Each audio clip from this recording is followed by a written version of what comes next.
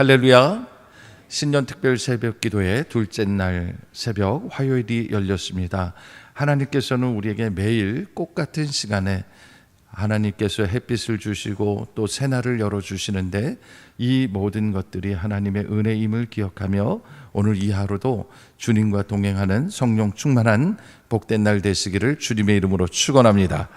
오늘 이 아침에 주신 말씀 요한복음 2장 13절로 25절의 말씀으로 무너진 성전을 다시 세우라 라는 제목으로 복음 증거하도록 하겠습니다. 오늘 본문 말씀은 예수님께서 6월절에 성전에 올라가셔서 장사하는 이들을 쫓아내시며 정결하게 하신 이야기가 기록된 본문 말씀입니다. 요한복음에서는 왜 이 본문을 특별히 가나의 포도주 표적 다음에 기록하며 강조하고 있을까? 그것은 예수님의 공생의 사역 전체의 주제가 무엇인지를 우리에게 명확하게 보여주시기 위함이었던 것이죠. 이것을 통해서 우리는 예수님이 누구신지, 또 예수님께서 이곳에 오셔서 어떤 일을 하심으로 하나님의 뜻을 펼쳐 보이실지, 그것을 우리는 성전 정화 사건을 통해 바라보게 되고 우리의 삶에 적용을 하게 되는 것입니다. 먼저는 오늘 본문을 보면 유대인의 유월절이 가까이 왔다라는 본문으로 시작을 하게 됩니다. 유대인에게는 이 유월절이 굉장히 의미가 큰 절기입니다. 우리가 잘 아는 것처럼 출애굽기 12장을 보면 하나님께서 모세를 통해서 이스라엘 백성을 애굽에서 이끌어내실 때 하나님께서 10가지 재앙을 내리시는데 그 마지막 10번째 재앙이 시작되면서 출애굽이 시작되는 결정적인 증거가 되는 사건이 바로 유월절 사건이었습니다. 하나님께서는 모세를 통해서 이스라엘 백성들에게 이 마지막 날 너희들이 어떻게 해야 하는가 말씀하시면서 유월절 어린 양, 흠없는 1년 된 어린 양 하나를 잡아서 그 피를 문설주와 임방에 바르라고 말씀하셨습니다. 그리고 쓴 나물을 먹으라고 말씀하시며 떠날 채비를 하라고 했습니다.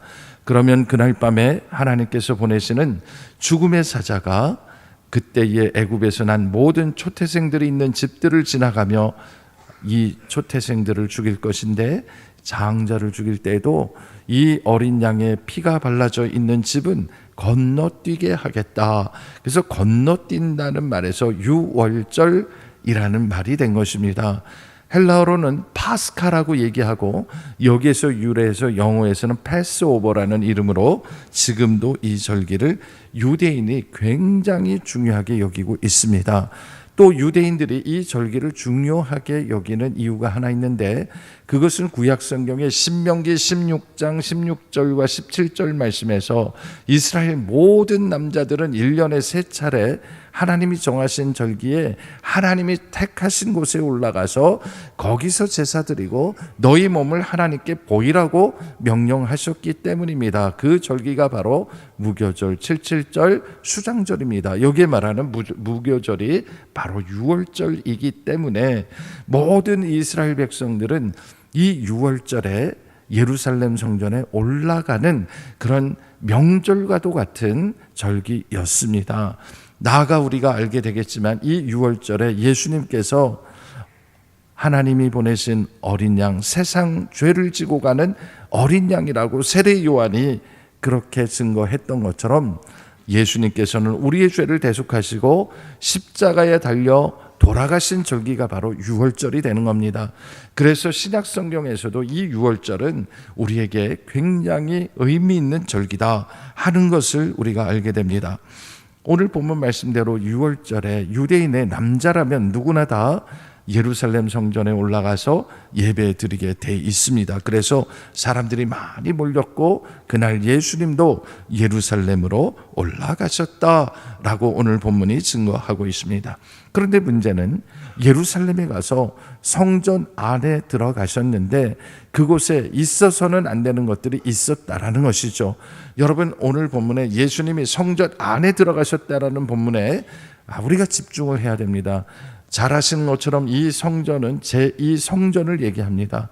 첫 번째 성전은 우리가 잘 아는 대로 솔로몬이 주전 900년에 세운 성전을 이야기하는 것이고, 두 번째 성전인 이 성전은 바로 헤롯 대왕 때 증축되고 재건된 이방인의 손에 의해서 세워진 크고 웅장한 성전을 말하는 것입니다. 이 헤롯 성전을 들어갔는데 모든 성전은 성전 안과 밖이 있습니다.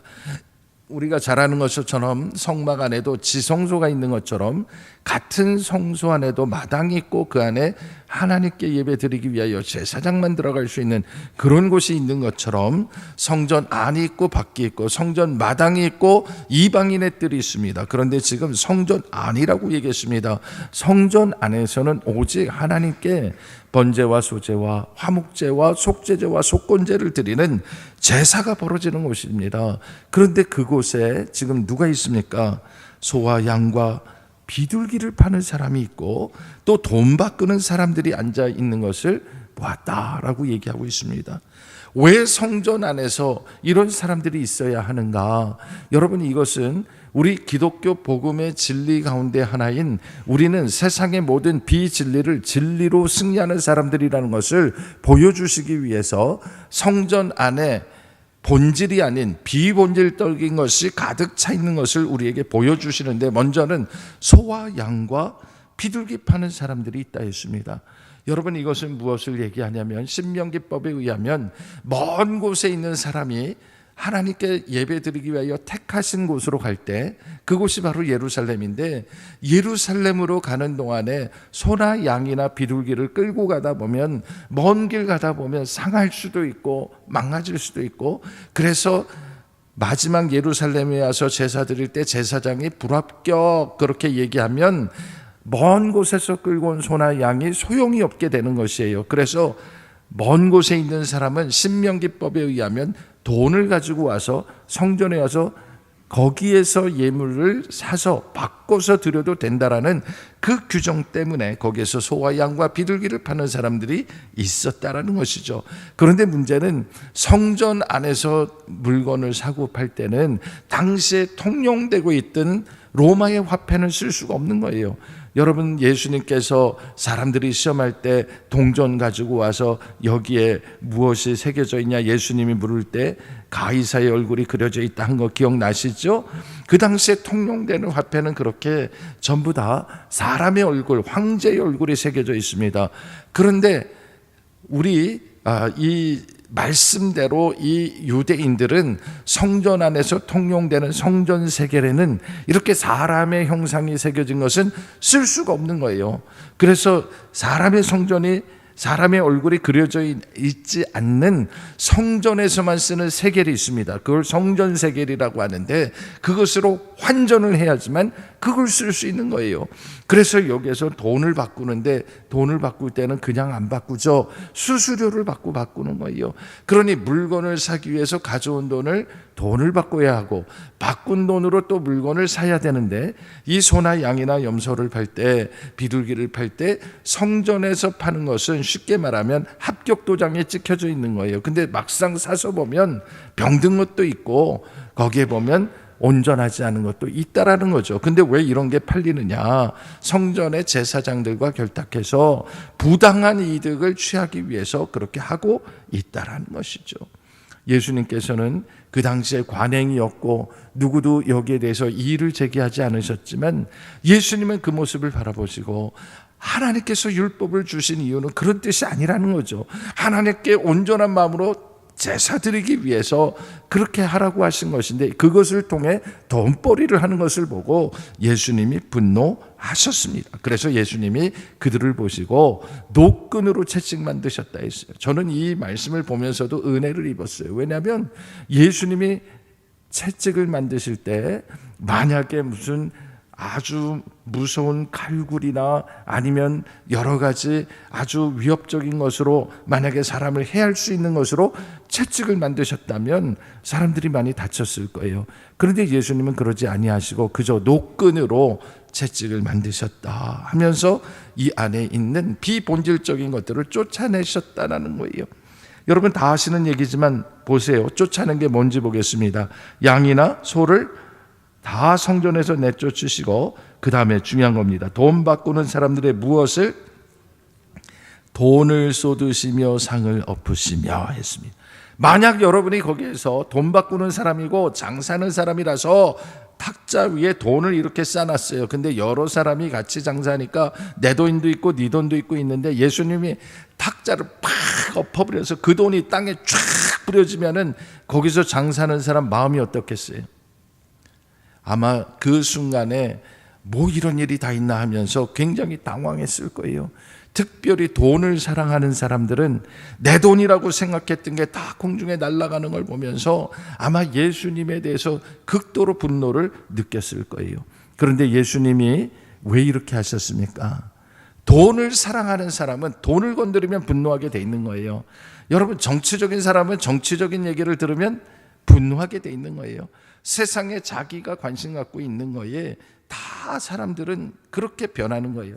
지금 예수님께서 상징적으로 보여주신 사람들이 유대인이 돈밖에 모르고 돈에 모든 게 매여 있으니까 가장 그들이 민감한 것을 건드리신 거예요. 그런데 예수님이 건드리신 진짜 이유는 뭡니까? 너희 마음을 어디다 두라는 거예요? 하나님께 두라는 거예요. 성전은 매매하는 곳이 아니라는 거예요. 성전은 하나님께 예배하는 곳이고 하나님을 만나는 곳이고 이곳은 누구의 집이라고 말씀하셨습니까? 내 아버지의 집이라는 거예요. 여러분, 교회가 내 아버지의 집이라는 그런 고백이 나오기를 주님의 이름으로 축원합니다. 아버지의 집이 어떤 집입니까? 내가 세상에서 고생하고 시집살이하고 정말 힘들었어도 아버지 집에 가서는 아버지 나왔어요 하고 평안하게 거기에서 위로받고 거기에서 하나님의 말씀으로 충전받는 곳, 그게 아버지 집 아닙니까? 저는 우리 속초중앙교회가 그런 교회가 되기를 주님의 이름으로 축원합니다. 예수님이 이 집으로 말미암아 장사하는 집으로 만들지 말라 했어요. 장사하는 사람들에게는 장사하는 집을 만들지 말라는 거고 정치하는 사람들에게는 정치하는 곳으로 만들지 말라는 거예요. 저는 제가 평생 존경하는 목사님 몇 분이 계십니다. 특별히 연동교회 원로 목사님이셨던 증경 총회장이시고 몇 해 전에 돌아가셨지만 또 제가 목회할 수 있도록 저로 하여금 네가 목사해야겠다라고 해주셨던 고 김형태 목사님을 잊을 수가 없어요. 김형태 목사님은 우리나라의 정말 큰 교계 어르신이셨어요. 저는 어렸을 때부터 그분의 설교 말씀을 듣고 자랐어요. 80년대를 지나며 민주화를 지나면서 그 민감한 시대를 지났는데 연동교회 안에는 한쪽에는 야당 국회의원이 있었고 또 한쪽에는 여당 국회의원이 있었어요. 그런데 그 목사님은 단 한 번도 야당도 여당도 칭찬하신 적이 없어요. 항상 야단치셨어요. 야당은 야당대로 여당은 여당대로 너희들이 정말 하나님의 뜻대로 정치하고 있느냐라고 하면서 막 야단을 치시는데 그 모습을 보면서 그렇구나, 우리는 이 편도 저 편도 아니고 오직 말씀에 서야 되는구나 하는 것을 어려서부터 저는 배웠고 그게 제 몸에 흐르고 있는 거예요. 얼마나 감사한지 몰라요. 여러분, 성전은 그런 곳입니다. 우리 아버지 하나님이 계시는 이곳의 주인공은 언제나 예수 그리스도가 되셔야 되고 우리 하나님의 구원의 역사가 선포돼야 되고 하나님께만 영광 돌리는 집이 돼야 하는 줄로 믿으시기 바랍니다. 예수님이 그래서 그들이 가장 민감해하는 돈을 엎어버렸어요. 그랬더니 어떤 일이 벌어졌습니까? 여러분, 17절 말씀 우리 다 같이 읽어볼게요. 시작. 제자들이 성경 말씀에 주의 전을 사모하는 열심이 나를 삼키리라는 것을 기억하더라. 제자들이 그 순간 뭘 느꼈냐면 우리 예수님이 성전 사랑하시고 하나님을 사랑하시고 그 열심이 지금 큰일 났다, 이제 우리는 어떡하지? 그렇게 반응할 정도로 주를 사모하는 열심이 나를 삼켰도다라고 얘기하는 시편 69편 9절 말씀처럼 이 일이 나중에 예수님을 미워하는 사람들 생길 것이고 예수님을 대적하는 사람들이 생길 수밖에 없구나 하는 것을 직감했다, 그런 얘기입니다. 그러자 나자 유대인들이 예수님을 찾아와서 이렇게 질문합니다. 여러분, 18절 말씀이 의미가 있는 것은 뭐냐면 예수님이 이런 일을 하셨을 때 왜 그렇게 하셨습니까? 라고 묻지 않았어요. 이들은 뭐라고 얘기하냐면 네가 이런 일을 행하니 무슨 표적을 우리에게 보이겠느냐라고 얘기했습니다. 여러분, 유대인들은요 돈밖에 모르는 사람들이에요. 유대인들은요 눈에 보이는 대로만 움직이는 사람들입니다. 그러니 예수님께서 지금 상을 엎으시고 소와 양을 쫓아내시고 비둘기 파는 자를 쫓아내시고 이런 일을 할 때 예수님이 왜 이렇게 하시는지 말씀을 통해서 우리 주님께서 하시는 이 일이 무슨 의미인지를 돌아보려고 해야 되는데, 그게 아니라 네가 무슨 이적을 보여주려고 이렇게 했냐는 거예요. 이 엎어진 거 도로 세울라 그러니 네가 이 쫓아낸 소나 양이나 다 불러 모을 수 있니? 뭐 이런 식으로 조롱하며 얘기를 한 것이죠. 그러자 예수님께서 무슨 표적을 보여주겠냐 했더니 19절에 이렇게 얘기했습니다. 19절은 우리 한 번만 같이 읽어보겠습니다. 중요하기 때문입니다. 시작. 예수께서 대답하여 이르시되 너희가 이 성전을 헐라 내가 사흘 동안에 일으키리라. 아멘. 여러분, 예수님께서 이 어마어마한 성전을 너희가 한번 허물어 보라는 거예요. 그러면 내가 다시 세우겠다고 얘기하셨어요. 예수님이 왜 이렇게 말씀하셨는지 우리는 알아요. 믿는 사람들은 알아요. 그러나 믿지 않는 이 유대인들은 도무지 이 말씀을 이해할 수가 없었어요. 그래서 뭐라고 얘기하냐면 46년 동안에 이 성전이 건축이 됐는데 이것을 어떻게 3일 동안에 다시 이렇게 세우겠느냐라고 질문을 합니다. 사실은 예수님이 질문하신 질문 속에 한번 거꾸로 생각을 해보겠습니다. 이 성전을 누가 허물라 그랬습니까? 다시 한번 성경을 보세요. 성전을 누가 허물라고요? 너희가 허물라 그랬습니다. 그러니 46년 동안 지은 거 너희들이 허물 수 있겠어? 라고 얘기하시는 거예요. 그러니 지금 얼마나 이 성전이 잘못된 방향으로 가고 있는지, 이게 쉽게 바뀌지 않는다라는 것을 강조하시며, 그러나 너희 손으로 허물라는 거예요. 그래야 개혁이 일어나고 역사가 일어나고 거기에서 하나님의 나라가 이루어진다는 걸 보여주신 거예요. 그런데 이 말씀을 결국 언제 알게 되느냐? 이 성전이 돌로 지은 성전을 이야기하는 게 아니라 예수님의 몸을 이야기하는구나. 예수님이 십자가에 죽으시고 사흘 후에 부활하신 그 사건을 경험한 후에 이 제자들이 비로소 성경 말씀을, 예수님 말씀을 말씀으로 받아들이고 믿게 되었다라고 얘기하는 거예요. 오늘 우리가 이 성전 정화 사건들을 올 한 해 성령의 능력으로 부흥하는 교회가 되기 위해서 어떻게 받아들여야 하겠습니까? 정말 성령의 능력으로 부흥하기를 원한다면 성령이 원하시는 대로 우리가 변화를 입어야 하는 거예요. 나의 주장, 나의 고집, 나의 습관, 내 성격 다 내려놔야 되는 거예요. 오직 성령으로 충만함을 받으시고 성령께서 인도하시는 대로, 하나님의 뜻대로 이곳이 성령 충만한 교회가 되면 내 아버지의 집처럼 우리가 정말 따뜻하고 사랑이 넘치고 하나님의 은혜로 넘치는 그런 아버지 집이 되도록 우리가 본질이 아닌 것들을 거부할 줄 알고 본질이 아닌 것들은 우리가 내려놓을 줄 알아야 하나님의 은혜가 우리 가운데 임하는 줄로 믿으시기 바랍니다. 끝으로 23절에서 25절 말씀이에요. 예수님께서 6월절에 이런 일을 행하시니 많은 사람들이 그 예수님 하시는 일을 보고 이제 예수님을, 그 이름을 믿기 시작했어요. 그러나 25절을 보면 예수님이 하신 말씀은 이렇습니다. 예수는 그의 몸을 그들에게 의탁하지 아니하셨으니라고 얘기했어요. 이 말은 예수님이 그들에게 마음을 주지 않으셨다는 거예요. 왜냐하면 표적을 보고 믿는 자들, 본질이 아닌 껍데기를 보고 따라다니는 사람들, 그 사람들을 예수님이 그들에게 마음을 온전히 주지 않았다. 그들을 다 알고 계셨기 때문이다라는 것입니다. 그리고 끝으로 사람에 대하여 누구의 증언도 받으실 필요가 없었으니 이는 그가 친히 사람의 속에 있는 것을 아셨음이라라고 얘기합니다. 이것은 예수님이 사람의 입을 통해서 여러 사람들이 예수님이 바로 그분입니다라고 말할 필요가 없었던 것은 예수님이 사람들 속마음까지 다 꿰뚫어 보고 계셨기 때문이라는 거예요. 오늘 우리도 마찬가지입니다. 우리가 주님 앞에 이 성전에 나올 때 한 가지 여러분 분명히 알아야 될 것이 있어요. 사람들은 우리 마음 모를 것 같죠. 그러나 하나님은 다 아세요. 성령님은 여러분의 마음을 제대로 보고 계세요. 완전히 꿰뚫어 보고 계세요. 하나님은 속일 수가 없어요. 하나님은 만홀히 여김을 받으실 분이 아니에요. 그래서 우리는 하나님 앞에 나올 때는 진실과 정직함으로 나가야 되는 거예요. 오늘도 마찬가지입니다. 우리가 이 새벽에 주님 앞에 나와서 기도하는 이유가 뭐예요?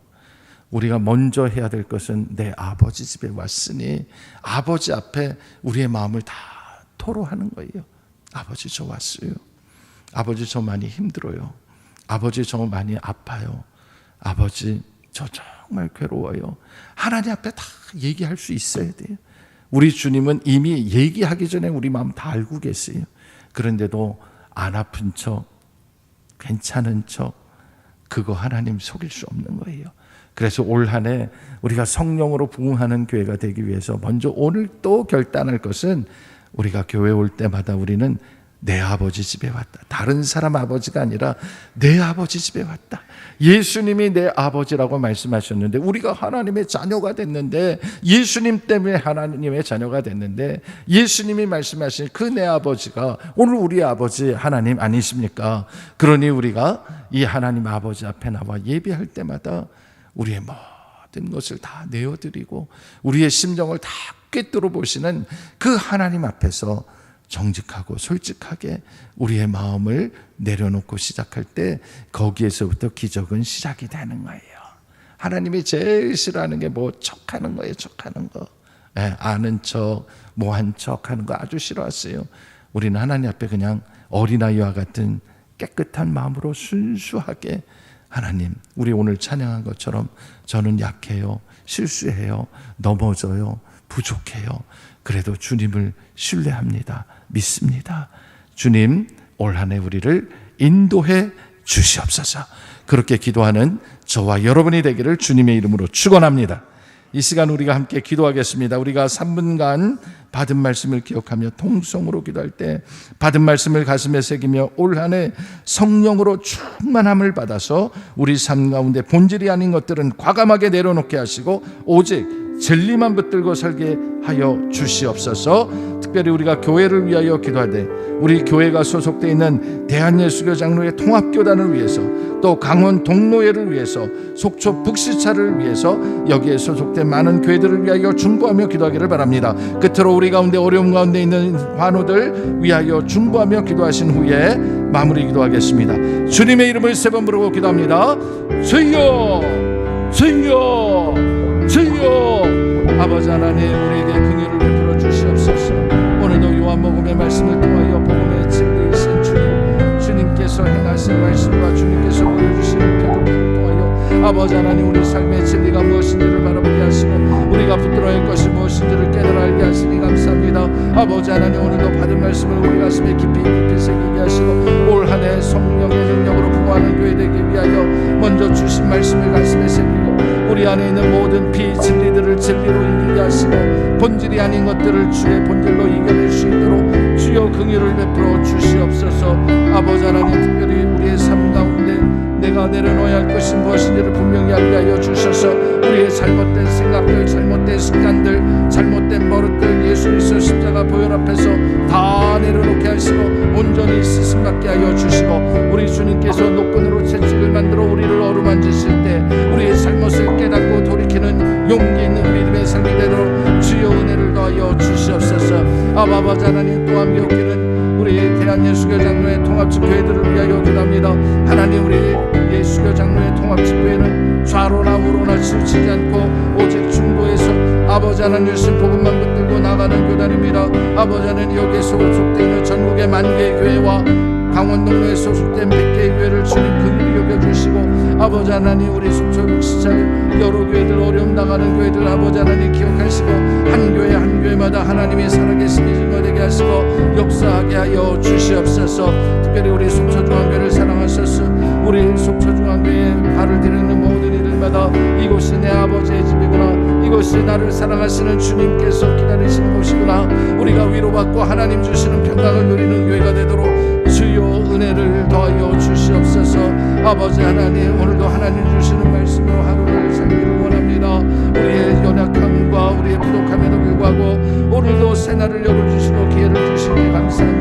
아버지 하나님, 병들고 쓰러진 자들을 위로하고 격려하며 신방하며 위로할 때 주님 역사하여 주시고 주여 긍휼을 베풀어 주시옵소서. 올 한 해 주님 주시는 은혜가 우리 가운데 충만하게 하여 주셔서 병상에 있는 자들 일어나게 하시고 주님이 나를 살리셨습니다. 성령이 나를 고치셨습니다. 성령이 우리 스바를 일으키셨습니다. 고백하는 자리가 되도록 주여 은혜를 베풀어 주시옵소서. 주님 긍휼을 베풀어 주시옵소서. 은혜로우신 아버지 하나님, 신년 특별 새벽 기도의 둘째 날을 열어가며 하나님 주신 말씀을 가슴에 깊이 새기게 하시니 감사합니다.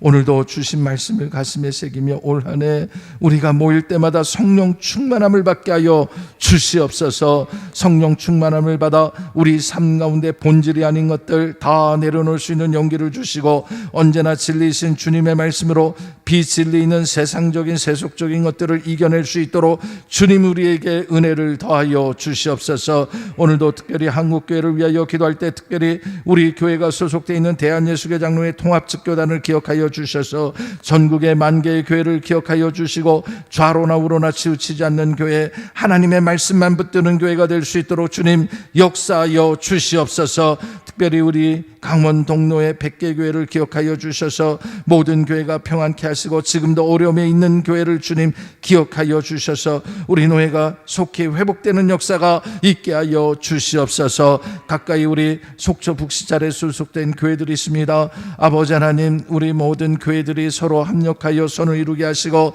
각자가 있는 자리에서 복음을 증거하는 교회들이 될 수 있도록 은총을 더하여 주시옵소서. 올 한 해도 우리 가운데 병들고 아프고 괴로운 이들을 주님 만져주셔서 이곳이 아버지의 집임을 깨닫게 하여 주셔서 우리가 주님 집에 올 때마다 내 아버지의 위로가 있고 내 아버지의 사랑이 있고 내 아버지의 지도가 있고 권면이 있는 놀라운 은혜를 경험하게 도와주시옵소서. 올 한 해도 주님께 내 마음 드립니다. 주님 우리의 마음을 빚어 주시옵소서. 예수님의 이름으로 기도하옵나이다. 아멘.